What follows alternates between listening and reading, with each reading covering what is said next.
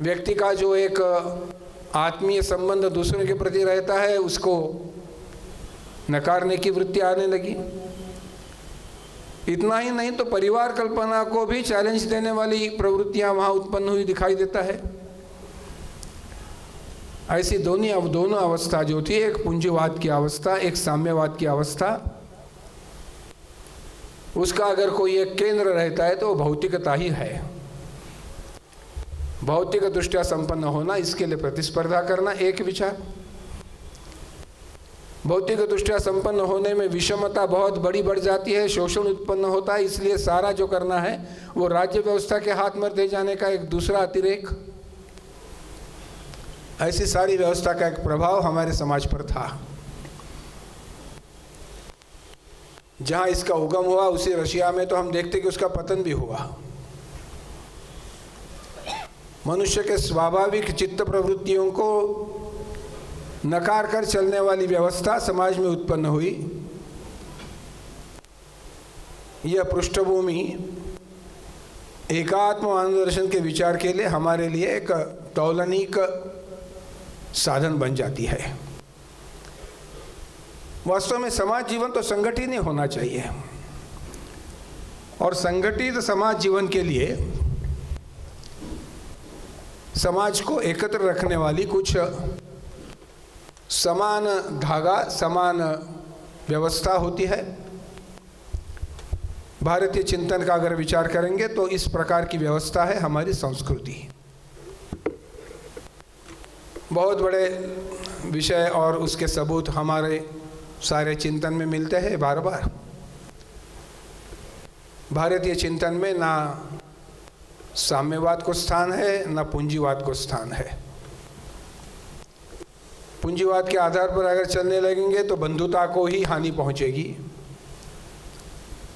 साम्यवाद के आधार पर चलने लगेंगे तो व्यक्ति की इच्छाएं, व्यक्ति की ईर्ष्याएं, व्यक्ति की कुशलताएं, व्यक्ति की विविधताएं, इन विविधताओं को ही मार डालेंगे। इसलिए अपना मूलभूत चिंतन जो है, समाज संगठित होगा तो वो संगठित होने का सूत्र है उसकी संस्कृति। भारतीय चिंतन में सारी जो प्रकृति है वो प्रकृति दीनदयाल जी कहते हैं ब्रह्मनिष्ठ है, और संस्कृति समाजनिष्ठ है। हमारी सारी संस्कृति समाजनिष्ठ है। पूंजीवाद में ना संस्कृति का विचार है, साम्यवाद तो संस्कृति को नकारता ही है। और इसीलिए दोनों विचार जो है वो भारतीय चिंतन के लिए सुष्ट करने वाले विचार नहीं। हमारे विचार में एक संस्कृति के आधार पर चलने वाला समाज, सारा समाज है, जिस संस्कृति के बारे में अनेक उदाहरण इंदुमती जी के कथन में आए। और इसी से व्यक्ति का जीवन भी नियंत्रित होता है, इसी के व्यक्ति के सामाजिकता को भी नियंत्रण उत्पन्न होता है। जैसे व्यक्ति के शरीर, मन, बुद्धि, आत्मा, इसके समुच्चय को व्यक्ति की पूर्णता कहते हैं। इस पूर्णता को भी एक सांस्कृतिकता का ही आधार है। शरीर का वर्णन करते समय एकात्म चिंतन में हम कहते कि शरीर माध्यम खलु धर्म साधनम। शरीर का उपयोग पहलवानी करके प्रतिस्पर्धा करने के लिए नहीं है, धर्म साधना के लिए है। मैं मेरे शरीर में उत्पन्न वस्तु स्वस्थता का उपयोग धर्म के लिए करूंगा या न समाज के लिए करूंगा। वो शरीर की अवस्था जो है वो शरीर की अवस्था उद्दंडता में न जाए, इसलिए मन और बुद्धि का भी नियंत्रण उसमें है। मनुष्यता की पूर्णता इस शरीर के, मन के, बुद्धि के और आत्मा के आधार पर चलती है। इसमें ना कोई एक प्रतिस्पर्धा का विषय आता है, ना इसमें कोई निर्व्यक्तिकरण का, फेसलेस लोग उत्पन्न करने का विषय आता है। साम्यवाद में एक फेसलेस लोग उत्पन्न करने का विषय आता है। डॉक्टर सह देशपांडे नाम के हमारे पुणे के बहुत विद्वान थे, उन्होंने कम्युनिज्म पर पुस्तक ली। वास्तव में पुस्तक था संघ के ऊपर, चर्चा करते थे कम्युनिज्म की, कम्युनिस्ट में रहने वाले लोगों की। और ये कम्युनिस्ट के जब प्रयोग होने लगे तब रात्रि में अपनी माता, बच्चों को उस डेरे में रखा गया था, तंबू में रखा गया था, वहाँ जाते, वहाँ के द्वारपाल को कुछ पैसे का आमिष दिखाकर अपने बच्चों को सीने के लगाने के लिए बड़ी उत्सुक रहती है। अस्वाभाविकता, मनुष्य जीवन में इस अस्वाभाविकता को कोई स्थान नहीं है। पूर्णता का विचार करना होगा तो उसके स्वाभाविकता का ही विचार करना होगा, उसकी स्वभाव की जो रचना है उस रचना का विचार करना होगा। हमारे सामाजिक क्षेत्र में शरीर मन बुद्धि आत्मा को एक समाज निष्ठता उत्पन्न हुई, यही है सामाजिक आशय, और इसी से उससे बुद्धि का भी नियंत्रण होता है। जो सोचने लगता है वो सोचना भी उसी के आधार पर होता है। मेरे कॉलेज का एक विषय मेरे ध्यान में आता है, जब मैं वो उदाहरण स्मरण करता हूँ, बिल्कुल सादा, लेकिन मुझे लगता है कि सामान्य व्यक्ति में एकात्म मानव चिंतन या स्वयं सिद्ध सिद्धांत है। उसकी सिद्धता के लिए बाहर नहीं जाना पड़ता, अंदर ही उसको मिलता है सब कुछ। एक बड़ा मेधावी छात्र था, चार्टर्ड अकाउंटेंसी की परीक्षा को बैठा था, बहुत ही होशियार था, लेकिन जिस परीक्षा को बैठने वाला था उसके अगले साल में उसका सिलेबस चेंज होने वाला था, यानी that was the last attempt for him. वो नकल करते हुए पकड़ा गया। वो जो उस क्लास पर जो सुपरवाइजर था वो मेरे पास, मैं प्रिंसिपल था, मेरे पास लेके आया। मुझे भी आश्चर्य लगा कि इतना मेधावी है, इसका रिकॉर्ड इतना अच्छा है, ये नकल क्यों करता है। तो जोर जोर से मेरे सामने वो रोने लगा। स्वाभाविक था, रोना बिल्कुल स्वाभाविक था। मैंने उसको पूछा कि ये दुर्बुद्धि क्यों आपके मन में आई, नकल क्यों कर रहे हो, ये सारे आपके करियर के लिए नुकसानकारक है। तो उसी अवस्था में बोला कि सर, मन तो नहीं चाहता था कि नकल करूं, लेकिन विचार ऐसा आता था कि लास्ट अटेम्प्ट है, अगर नहीं करता तो मैं क्या करूं। दुर्बुद्धि मेरे मन में आ गई। मन चाहता नहीं था, लेकिन दुर्बुद्धि सूझ गई। आत्मा असमाधानित रहा, क्योंकि क्लास के सारे जो लड़के उस परीक्षा हॉल में बैठे थे मेरे तरफ देख रहे थे, मुझे अपमान लग गया। शरीर मन बुद्धि आत्मा का एक नकारार्थी उदाहरण इस प्रकार आया। यह हर एक व्यक्ति के जीवन में है, क्योंकि उसकी आत्मसंतुष्टता जो है वो आत्मसंतुष्टता उसके आत्मा के साथ जुड़ी हुई है। अपनी भारतीय सारी समाज की रचना ही ऐसी है, जो पश्चिम के विचार के लिए बहुत आश्चर्यजनक लगती है। मेरे कॉलेज में एक बार 10 दिन के लिए एक इंडो अमेरिका एसोसिएशन के छात्र आए थे अमेरिका से। उनके साथ उनके 2 शिक्षक थे।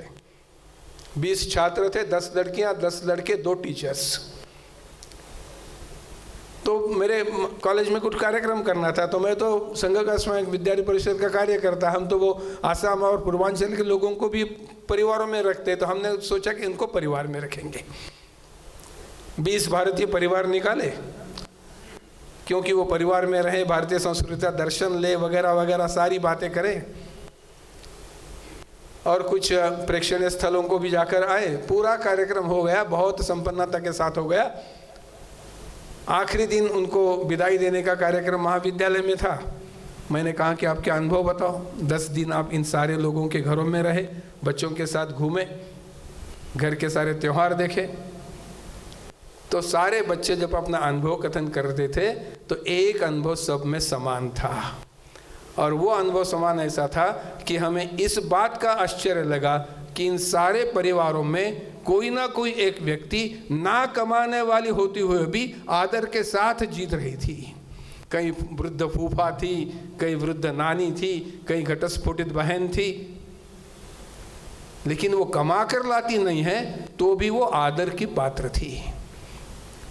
सारा एक परिवार का प्रभाव उनके मन पर होता है। समाज व्यवस्था जो है यत् पिंडे तत् ब्रह्मांडे, व्यक्ति के मन में जो है वही उसको व्यापक विचार की तरफ लेकर जाने वाला एक उदाहरण होता है। एकात्म मानव चिंतन में परिवार की जो व्यवस्था है वो परिवार की व्यवस्था अर्थार्जन पर आधारित नहीं, प्रेम स्नेह आदर ममता परंपरा से चले आए हुए संस्कार,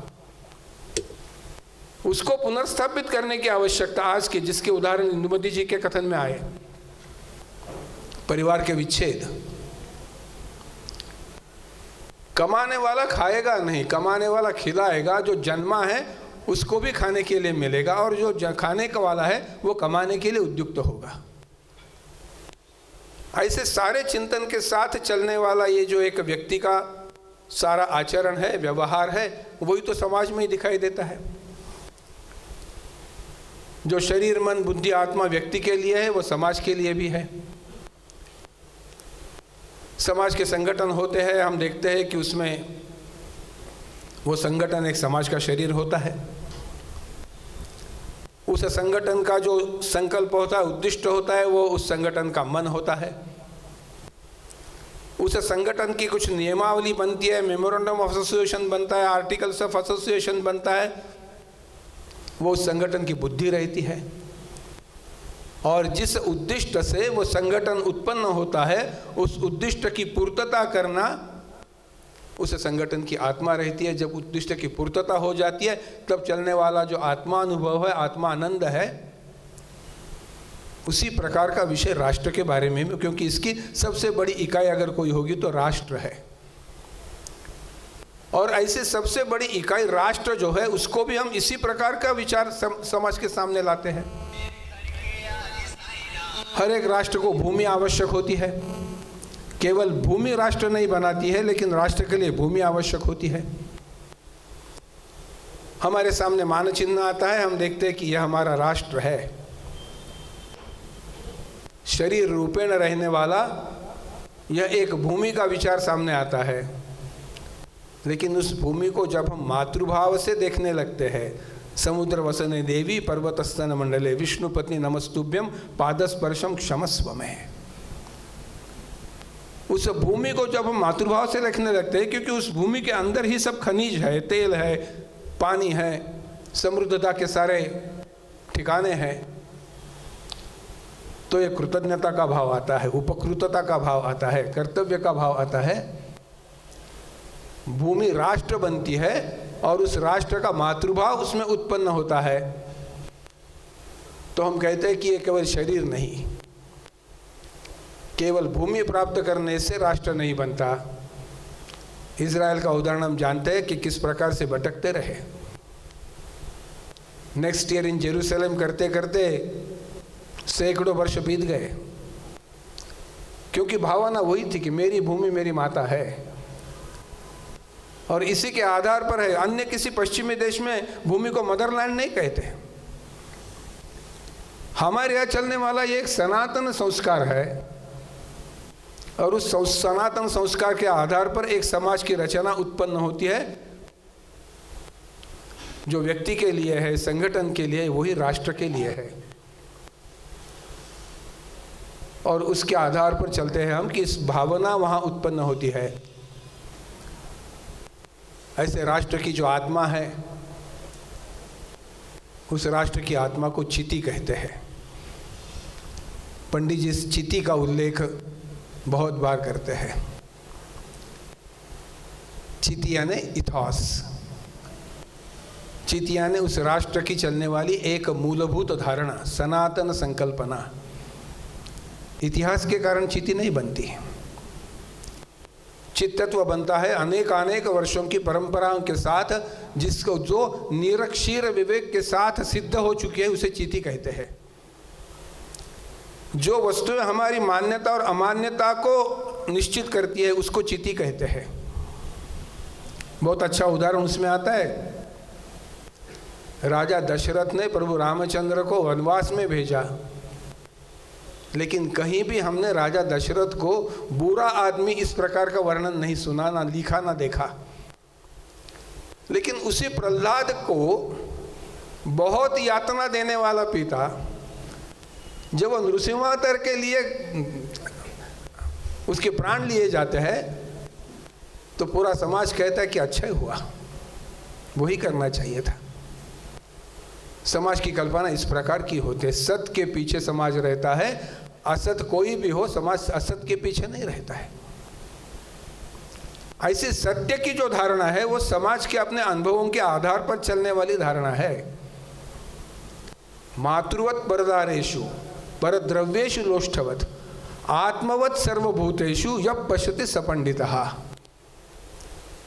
परस्त्री को माता समान माने, परद्रव्य को स्पर्श ना करे, और प्रत्येक व्यक्ति को अपने जैसा ही देखे। तत्वम असि आत्मवत सर्वभूतेषु, तो सारे सुख दुखों से वो उतना ही सुखी होता है और दुखों से उतना ही व्याकुल होता है। ये हमारे समाज की स्थिति है। यहाँ व्यक्तिवाद नहीं है, यहाँ शोषण की कल्पना नहीं, या प्रतिस्पर्धा की कल्पना नहीं है। और इसीलिए मैं कहता हूँ ये तो स्वयं सिद्ध सिद्धांत है, इसको एकात्म मानव चिंतन में पंडित जी ने हमारे सामने लाया है। इतिहास के कारणों से वो नहीं होता है, वो सिद्ध होता है अपने अपने मानस के साथ सिद्ध होता है। चारवाक भी एक बहुत बड़ा मुनि था, ऋषि था। लोकायत का तत्वज्ञान जब देखने लगते हैं तो हमें लगता है कि इतनी बड़ी कल्पना शक्ति चारवाक की थी, लेकिन वो भोगवाद को प्राधान्य देने वाला था, लौकिकता ही सर्वश्रेष्ठ ऐसे मानने वाला था। और हमें वो प्रसिद्ध वचन मालूम है चारवाक के बारे में, यावत जीवेत सुखम जीवेत ऋणम कृत्वा घृतम पिबेत। ये देह भस्मीभूत है, कल होने क्या होने वाला है हम सोचते नहीं, इसलिए आज ही मजा कर लो, चाहे तो कर्जा निकालो लेकिन खीर पियो। हमने कभी देखा है कि चारवाक मुनि का कहीं एक छाया चित्र किसी मंदिर में लगाया है? कहीं हमने देखा है कि चारवाक नाम से कोई गोत्र उत्पन्न हुआ है? कहीं हमने देखा है कि चारवाक के वचन सुविचारों के तरह स्कूलों में लगाए जाते हैं? लेकिन हजारों वर्ष उसके बाद एक संत परंपरा उत्पन्न हुई, और संत परंपरा ने जो विचार हमारे सामने लाए समाज ने स्वीकृत कर लिए। मराठी के एक तुकाराम संत है, वो कहते हैं जोडो निया धन उत्तम व्यवहारे उदास विचारे वेच करिए। बहुत अच्छे मार्गों से धन संकलित करो, लेकिन उदास विचार से उसका उपभोग करो। तेन त्यक्तेन भुंजिथा ईशावास्यम इदम सर्वम, विश्वस्त कल्पना के साथ चलो। चारवाक को नकारा, संत वचनों को स्वीकारा। काल का कोई बंधन है क्या? बिल्कुल नहीं। काल के बंधन के परे जाकर चलने वाला यह विषय आता है, क्योंकि मानवी मन उसको मान्यता देता है। परोपकार पुण्याय पापाय परपीडनम, व्यासकृत आखिरी सिद्धांत उत्पन्न हुआ। अर्थस्य पुरुषोदासा स्वीकारा नहीं हमने, वास्तविकता है, लेकिन वो आदर्श नहीं होता है। वास्तविकता होते हुए भी आदर्श नहीं बनता है। एक ही धर्म संप्रदाय में कुछ विशेष हमें दिखाई देंगे, उसी संप्रदाय में हमें अस्वीकार भी करने वाली बातें दिखाई देगी। जब लोग पुरानी बातों में कहते थे आजकल की एक आधी महिला आएगी तो वो कहेगी ये क्यों है, हम तो नहीं पसंद करते। स्त्रीश्चरितम पुरुषस्य भाग्यम देवो न जानाति कुतो मनुष्य, क्यों निकाला? Nobody will accept it now. ये सारी बातें जो है वो समाज में मान्यताओं के आधार पर चलती है, और इस मान्यताओं के आधार पर ही चलने वाली अनेक बातें हैं जो समाज को नियंत्रित करती है। पंडित जी उसको कहते कि ये समाज की चीती है, इथॉस है। सारे समाज शास्त्र में दो बातें होती है, एक चिरंतन, दूसरा तात्कालिक। हर तात्कालिकता को चिरंतन के प्रकाश में ही देखना चाहिए। तात्कालिकता उत्पन्न होती है, वो तात्कालिक विषय होता है, लेकिन तात्कालिकता को चिरंतन में ही देखने की आवश्यकता होती है। बंधुभाव के आधार पर समाज चले। पूज्य बाबा साहब अम्बेडकर ने कॉन्स्टिट्यूएंट असेंबली के आखिरी भाषण में संसद में कहा था कि ये जो स्वातंत्र्य, समता और ये त्रिसूत्री जो मैंने लाई है, इक्वालिटी, लिबर्टी, फ्रैटर्निटी, आपको लगेगा कि ये मैंने फ्रेंच रेवोल्यूशन से उधार ली है। डॉक्टर बाबा साहब अम्बेडकर कहते कि ये मेरा विचार राज्य नीति से आया हुआ विचार नहीं है, ये मेरा विचार भगवान गौतम बुद्ध के तत्वज्ञान से आया हुआ विचार है। आगे चल के स्मरण करते हुए, स्पष्टीकरण देते हुए कहते हैं कि स्वातंत्र्य बहुत अच्छा मोल है, लेकिन समता को बाधित करने वाला स्वातंत्र्य हमें स्वीकृत नहीं। समता बहुत अच्छा मूल्य है, लेकिन समता के आधार पर व्यक्ति की स्वतंत्रता को, यानी निसर्ग ने निर्माण की विषमता को भी नहीं मानेंगे। ये भी समता स्वीकृत नहीं है। लेकिन अगर स्वातंत्र्य और समता इन दोनों मूल्यों को संरक्षित करने वाला कोई एक कवच होगा, वो है बंधुता का। बंधुता के आधार पर ही समाज उत्पन्न हो सकता है। अगर बंधुता उत्पन्न हो गई तो स्वातंत्र्य और समता की समस्या नहीं उत्पन्न होगी। स्वातंत्र्य समता हमें उत्कृष्ट मूल्यों के जैसे स्वीकृत होगा। चिति यह है, परस्परम भावयन्तश्च परमवाक्सत इष्टान भोगान निवो देवदास्यन्ते भुंजते ते त्वगम पापात ये पचन्ते आत्मकारण। राजा को कहते हैं कि आप अगर आत्मकारण के लिए भोजन करते हो और आपकी प्रजा भूखी रहती है तो आप राजधर्म का पालन नहीं करते। ये सारी कल्पनाएं जो आती है, जो चित्त तत्व है, वो चित्त तत्व हमारे धर्म कल्पना के इधर उधर घूमता है। और धर्म कल्पना हमारी समाजनिष्ठ है। धारणात् धर्म इत्याहु धर्मो धारयते प्रजा। धर्म यानी रिलीजन नहीं, धर्म यानी उपासना पंथ नहीं, धर्म यानी पूजा अर्चा की पद्धति नहीं। ध्रुव धातु से उत्पन्न हुआ, वो धर के रखने वाला, पकड़ के रखने वाला, सबको अपने सर्वसमावश्यकता साथ अपने बाहों में रखने वाला जो है, वो समाज की धारणा करने वाला धर्म है। इसलिए जो धर्माचरण है, और वो धर्माचरण करने के लिए चिरंतनत्व के प्रकाश में ही तात्कालिकता उत्पन्न होती है। दूसरे संदर्भ में पंडित जी उसको कहते हैं कि जो स्वदेशी है उस सारे स्वदेशी को युगानुकूल बनाएंगे, और जो बाहर से आते हैं उसको स्वीकार करते समय देशानुकूल बनाएंगे।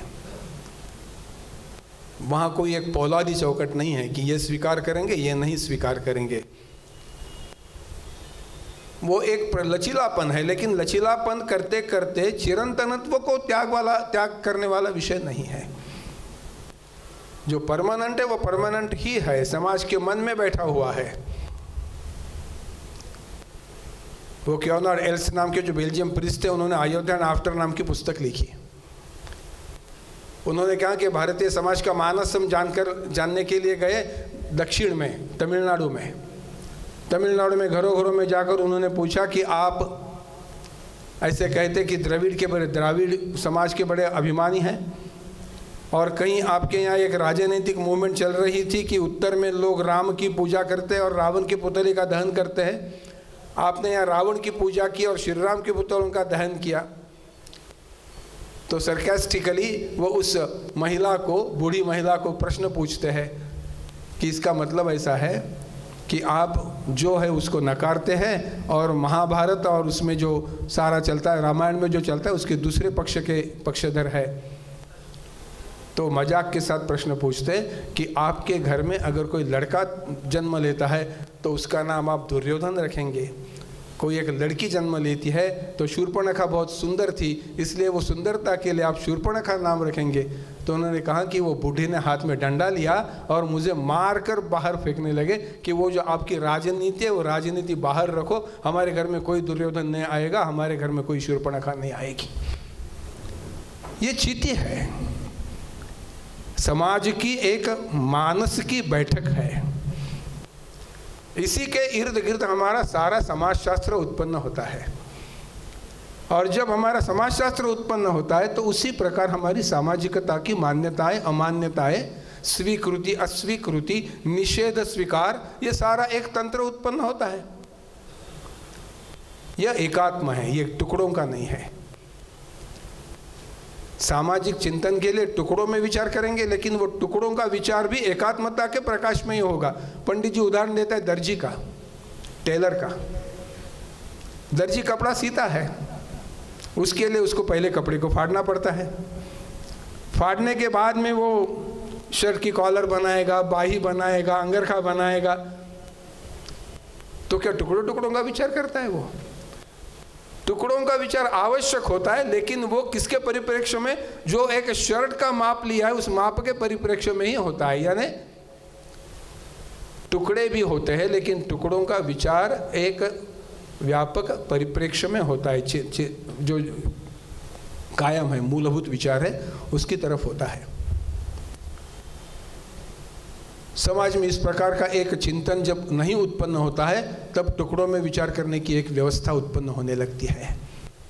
आज के ग्लोबलाइजेशन में वही डर मन में आता है। अर्थशास्त्र का विचार स्वतंत्रता होने वाला है और माननीय महेश चंद्र जी वो विषय आपके सामने रखने वाले, लेकिन मेरे मन में विचार आता है कि अर्थशास्त्र का समाज पर चलने वाला जो परिणाम है, प्रभाव है, वो तो अनिवार्य है, अपरिहार्य है। हमें इकोनॉमिक्स में क्या सिखाया गया है? अर्थशास्त्र की व्याख्या करते समय ही हम अपनी धारणाओं को गलत राह में ले जाते हैं, क्योंकि वो सारा पश्चिम का चिंतन है। वही है रॉबिन्स, वही है मार्शल, वही है माल्थस, वही है। जैसे कि हमारे कोई उत्पन्न नहीं हुए, कौटिल्य नहीं हुए, महात्मा गांधी ने, अम्बेडकर जी का इकोनॉमिक्स नहीं उत्पन्न हुआ। तो वो कहते हैं economics is a science of meeting two ends together, unlimited wants and limited means. Wants को अनलिमिटेड रखो, समाधानी मत रहो। हमारे यहाँ एक तिल भी 7 बंधुओं ने बांट कर खाई, ये कहानी है। आप आपके अनलिमिटेड वांट्स रखो ताकि उत्पादन बढ़ाते समय आप वो वांट्स के, जिसके पास ज़्यादा है उसकी वांट्स पूरी होगी, जिसके पास नहीं है उसकी वांट्स वैसे ही रहेगी। वो इकोनॉमिकली सक्सेसफुल है, ये इकोनॉमिकली फेल्यूर है। ये हमारा सिद्धांत नहीं है। तेन त्यक्तेन भुंजिता का विचार जब करेंगे तब सब मिलकर करेंगे। और इसलिए अनलिमिटेड वांट्स का जब विषय आता है तब प्रतिस्पर्धा आती ही है, प्रतियोगिता आती है। इसका मतलब ऐसा नहीं कि हमारा समाज भूखा रहे। आवश्यकताओं के अनुसार जितना आवश्यक उत्पादन है उतना उत्पादन होना ही चाहिए। संपत्ति के शत्रु ने उत्पन्न करना है, लेकिन संपत्ति के शत्रु उत्पन्न करते समय संपत्ति के सारे माध्यमों को मान्यता भी नहीं देनी है। इसलिए हमारे समाज शास्त्र में है साध्य साधन विवेक। साध्य जिस प्रकार का है उसका ही इसी प्रकार आवश्यक साधन भी उत्पन्न होना चाहिए। आजकल हम साध्य साधन विवेक भूल जाते हैं। संपत्ति उत्पन्न करना है, साधनों की चिंता नहीं करते हैं। ये भूमाता बहुत कुछ देने वाली है। हमने भूमाता को इतना शोषित करके रखा केमिकल्स एंड फर्टिलाइजर्स के रूप में कि आज वही भूमाता जो टनों का उत्पादन दे रही थी आज नहीं दे रही। हाव, लालसा, unlimited wants, man is a bundle of desires. हमने व्याख्या सुनी है, man is a bundle of desires, diminishing utility theory. क्या यही बातें हमारी तत्वज्ञान के परिप्रेक्ष्य में नहीं सिखाई जा सकती? समाज को अंगीकृत करने वाला कोई भी शास्त्र समाज के व्यापक चिंतन पर ही निर्भर होना चाहिए। और यह निर्भरता जो है वो समाज शास्त्र को आगे लेकर चलने वाली निर्भरता हमारे सामने आती है। आत्मनिर्भर समाज हो वो परस्पर पूरकता के आधार पर, स्वावलंबी समाज हो वो परस्परावलंबित्व के आधार पर। शरीर मन बुद्धि आत्मा परस्परावलंबी है। धर्म अर्थ काम मोक्ष परस्परावलंबी है। धर्म आसरा लिए मोक्ष काम अर्थ हो, धर्म उसका आश्रय हो। व्यक्ति के लिए जैसी मोक्ष कल्पना है वैसे समाज के लिए भी मोक्ष कल्पना है। समाज में चलने वाले सारी आचरण को एक प्रकार की मोक्ष कल्पना के साथ ही है। पापाचरण का डर लगता है हमारे संस्कृति में। मुझे एक उदाहरण याद आता है, वो मोरारजी देसाई जब अर्थमंत्री थे तब ब्लैक मनी बाहर निकालने के लिए उन्होंने एक माध्यम खोजा था। 1000 की करेंसी नोटों को उन्होंने रद्द करवाया था। एक 2-3 महीने का अवसर दिया था, जिनके पास है वो जाए बैंक में एक्सचेंज करके लाए, हिसाब देंगे एक्सचेंज करके मिलेगा। कोई डर की भावना नहीं थी। वो 2 महीने खत्म हो गए, 2-3 या मुझे याद नहीं, लास्ट डेट आ गई। अब दूसरे दिन से तो वो जो जिनके पास 1000 की करेंसी नोट थी वो तो केवल पेपर बच गया। कोई बाजार में जाए तो 4 आने की कोथिंबीर भी नहीं देगा। लेकिन दूसरे दिन, उस लास्ट डेट के बाद में चलने वाले दूसरे दिन, सारे समाचार पत्रों में बड़े बड़े समाचार आए कि बहुत देवस्थानों के मंदिरों में वो दान पेटी में 1000 की नोटें मिली। पापाचरण में भी पुण्याचरण करना है। करना तो नहीं चाहिए, लेकिन मनस्थिति ये है, करना चाहिए नहीं था, लेकिन पश्चाताप दग्धता, fear of God, and fear of God is fear of आत्मा। मेरा मन मुझे कहता है कि ये ठीक नहीं कर रहा हूं, अच्छा कर लिया है, हो गया है, ईश्वरार्पण तो कर देंगे। संकट में भी वही मानसिकता है, अनुकूलता में भी वही मानसिकता है।